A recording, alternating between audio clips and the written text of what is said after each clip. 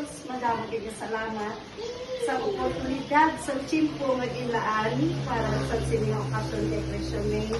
Happy birthday Kring, kabay pa na sa gihapon tagaan ka sa malawig nga kapuhi, kag wasdam lang nga maayo, kag paminsaro nga maayo, kag desisyon nga maayo.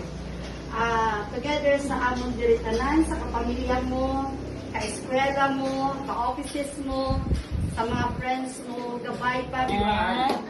Marada sa kuno. Before kay Krisya, ako na base, hindi ko makakapagkilala kung sino din ka mo halin o kung sino mga ano rin. Thank you very much, Ed, sa inyong presensya. Kaya sa efforts ang inyong bayo, nga nagdakagdang sa bayo para sa kay Krisya. Kartihan naman sa mata ko. Nadali man yun sa kartihan, no?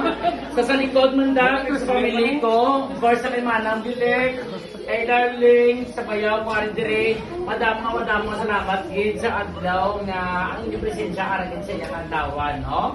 Sa itong bulang mo ka, di dapat nang nipagandaan, no? Sa kay Krisya, sa Ipalitin na ako sa ako ng may. Pero thank you. Bisa tana-tana naman na. Ako mo na ako. Next ako.